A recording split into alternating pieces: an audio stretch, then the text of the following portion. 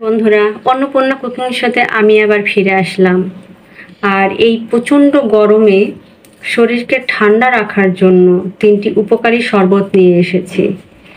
প্রথমে আমি রেখেছি অ্যালোভেরার নির্যাসটা আমি বের করে রেখেছি, অ্যালোভেরা যেটা আমরা বাঙালিরা ঘৃতকুমারী বলে থাকি। আর এই ঘৃতকুমারীর শরবত কিন্তু শরীরের জন্য খুবই উপকারী, আর এই গরমের জন্য তো একদম ভীষণ উপকারী। তাহলে আসুন আমরা এই শরবতটা বানানো শুরু করি। দেখি,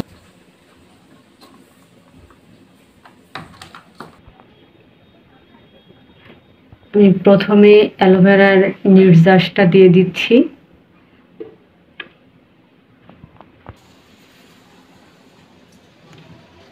চিনি,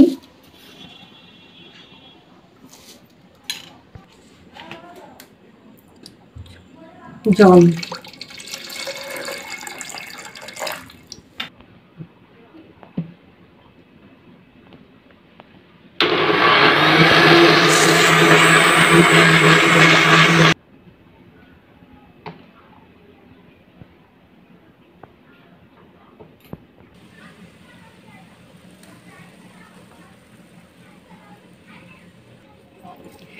এবার আমি বানাবো কাঁচা আমের শরবত।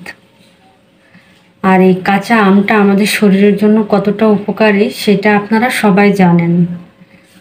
তাহলে আসুন শুরু করি। শরবতটা বানাইতে আমাদের কাঁচা আমটা স্লাইস করা রয়েছে, সেগুলো আমি দিয়ে দিচ্ছি। একটি ঝাল দিয়ে দিচ্ছি, আমি ভেঙে দিলাম। চিনি, এই জুসটা হবে, এই কাঁচা আমের জুসটা হবে টক মিষ্টি ঝাল লবণ স্বাদের। লবণ, আমি এখন ঠান্ডা জল দিয়ে দিচ্ছি।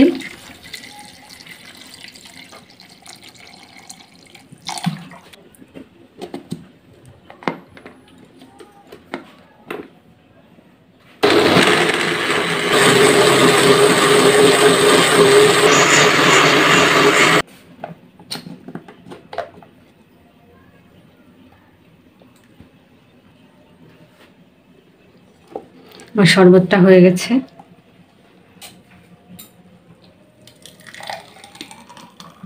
গরমের সময় কিন্তু এই কাঁচা আমের জুসটা খুবই ভালো লাগে।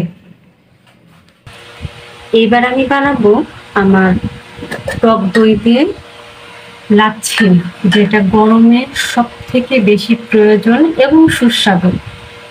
এটা আমার ঘরে পাতা টক দই।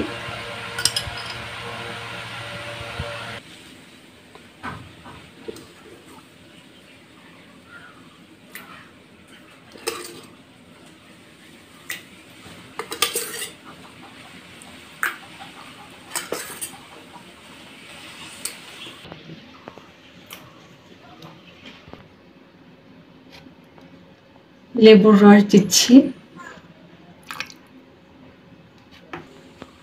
একটু লবণ, চিনি,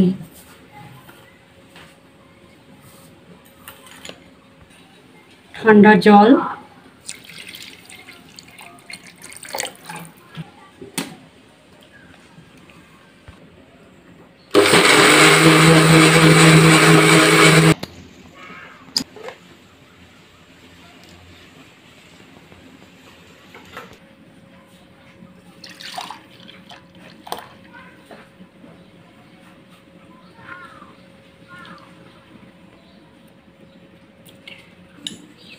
বরফ দিয়ে দিচ্ছি।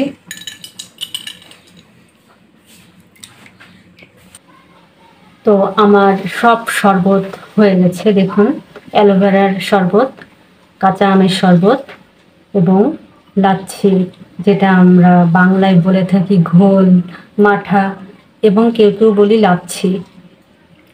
তো ফ্রেন্ডস, এই গরমের সময় এই শরবতগুলো খুবই শরীরের জন্য উপকারী। অবশ্যই আপনারা বাসায় তৈরি করে খান, শরীরকে সুস্থ রাখুন।